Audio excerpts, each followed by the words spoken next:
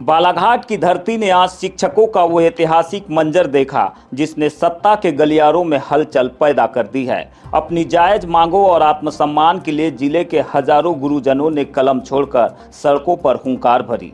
एक बैनर, एक आवाज और हजारों की तादाद। आखिर क्यों उबल रहा है बालाघाट का शिक्षक? चलिए दिखाते हैं आपको बीजीटी मीडिया की ग्राउंड रिपोर्ट। शिक्षकों ने जिस तरह से आज मोर्चाबंदी दिखाई है, जिस तरह से मोर्चा निकाला है, हजारों की तादाद में सड़कों पर उतरे हैं, उनकी क्या कुछ प्रमुख मांगे हैं, किस तरह से वो सरकार को चेताने की कोशिश कर रहे हैं। चलिए शिक्षक संगठनों के कुछ साथियों से बात करते हैं कि आखिरकार आज इतना बड़ा मोर्चा उन्होंने सड़कों पर निकाला है, इसके पीछे की मूल वजह क्या है। जी, क्या नाम आपका? मेरा नाम कुलदीप कुमार कटरे। कटरे जी, बताएंगे आज का ये जो शिक्षक का संयुक्त रूप से मोर्चा देखने मिल रहा है सड़कों पर, क्या प्रमुख मांगे हैं, क्या चाहते हैं आप सरकार से? सबसे प्रमुख मांग तो टीचर एबिलिटी टेस्ट वाला। इसको हम चाहते हैं कि शासन प्रशासन इसे हमें मुक्त कर रखे। बार बार आप लोगों को सड़कों पर उतरना पड़ रहा है। देखिए, सबसे पहले तो हमारी नौकरी पर अस्तित्व का प्रश्न चिन्ह लगा दिया है। हमारे शिक्षा विभाग ने 2 मार्च 2026 को एक आदेश जारी किया। उसमें कहा गया कि जो सारे शिक्षक हैं उनकी एक पात्रता परीक्षा आयोजित की जाएगी और जनजाति कार्य विभाग, जो हमारे ट्राइबल में जो शिक्षक कार्यरत हैं, उनकी भी जो परीक्षा है वो ली जाएगी। मतलब ट्राइबल और एजुकेशन में जो टीचर कार्य कर रहे हैं उनकी परीक्षा ली जाएगी। शिक्षक बच्चे लोगों को पढ़ाता है, राष्ट्र निर्माता कहलाता है, उसको बार बार ऐसी परीक्षाओं का सामना ना करना पड़े। हम सरकार से अनुरोध करते हैं कि वो हमारी मांगों को ध्यान में रखते हुए, हमारे को सम्मान को ध्यान में रखते हुए रिपिटीशन दायर करके हमें न्याय दिलाए।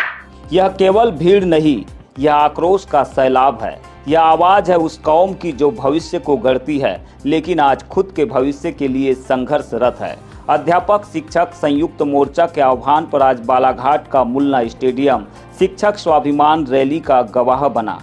करीब 3000 से अधिक शिक्षक और शिक्षिकाओं की मौजूदगी ने यह साफ कर दिया कि अब धैर्य का बांध टूट चुका है। सरकार की ओर से कोई भी जवाब नहीं मिल रहा है और पिछले 25-30 सालों से जो हमारे साथी पदस्थ हैं, सरकार का बड़ा हास्यास्पद निर्णय है कि उन शिक्षकों को अभी परीक्षा के लिए मैदान में सरकार उतार रही है। अब इस बात को आम जनता को समझना होगा कि जो समाज को दर्पण दिखाने वाला गुरु है, उनके साथ में सरकार कितना दोहरा मापदंड अपना रही है। आंदोलन की कमान थामे आज़ाद अध्यापक संघ के जिला अध्यक्ष आशीष बिसेन और राज्य शिक्षक संघ की योगेश बिसेन जैसे दिग्गजों ने सड़कों से हुंकार भरी। दोपहर की तपती धूप में भी शिक्षकों का जज्बा कम नहीं हुआ। वक्ताओं ने 2 टूक शब्दों में शासन को चेतावनी दी है कि अब आश्वासन नहीं, समाधान चाहिए। हम परीक्षा देने को पूर्णतः तैयार है, हम योग्य है, लेकिन आप बताइए कि ये हमारे प्रश्न चिन्ह है। हमारे द्वारा पढ़ाए हुए जो छात्र है, विद्यार्थी है, आज IAS, IPS और बड़े बड़े अधिकारी बने हुए हैं। आपके माध्यम से ये कहना चाह रहा हूँ कि शिक्षक ही क्यों परीक्षा दे, बार बार पटवारी क्यों न दे, कलेक्टर क्यों न दे, जिला पंचायत CO क्यों न दे, ये तमाम जो अधिकारी है, ये परीक्षा शासन इनसे परीक्षा क्यों नहीं ले रही और सिर्फ शिक्षक से ही परीक्षा क्यों ली जा रही है, हमारा मानना है। दोपहर के 3 बजे जब यह हुजूम स्टेडियम से बाहर निकला तो मानो बालाघाट की रफ्तार थम सी गई। अंबेडकर चौक से लेकर कलेक्टर कार्यालय तक जिधर नजर जाती सिर्फ शिक्षक ही शिक्षक नजर आ रहे थे। पुरानी पेंशन हमारा हक है और सेवा गणना शुरू से करो जैसे नारों से पूरा शहर गूंज उठा। यह रैली महज एक प्रदर्शन नहीं, बल्कि सरकार के लिए एक गंभीर चेतावनी है। प्राइवेट स्कूलों की तुलना में गवर्नमेंट स्कूल का रिजल्ट हमेशा से ही अच्छा रहता है, तो हम यहाँ पर अपने स्वाभिमान की रैली में आए और हम शासन से कहेंगे कि 2000 RTE का जो नियम है 2009 में लागू हुआ है और उसके 2009 के पहले की जो भी नियम थी, शर्तें थी, पात्रता थी भर्ती के लिए, हम सब वो क्वालिफाई है। तो शासन से यही है कि ये TAT परीक्षा को रद्द करे और शिक्षक का स्वाभिमान उसे लौटाए। मैं इस वक्त बालाघाट कलेक्टर कार्यालय के सामने यातायात पुलिस के निगरानी टावर पर खड़ा हूँ।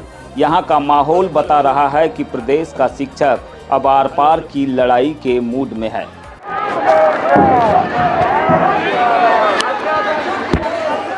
इस ज्ञापन के माध्यम से सरकार से आप लोगों ने क्या अपील की है?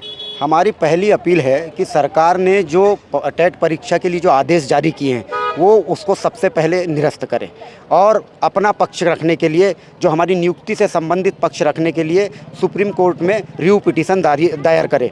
तो हमारी ये प्रमुख मांग है कि रिव्यू पिटीशन शासन जारी करे और हमारी जो प्रथम नियुक्ति दिनांक से जो सेवा अवधि की गणना का जो मामला है वो उसके लिए तुरंत आदेश जारी करे।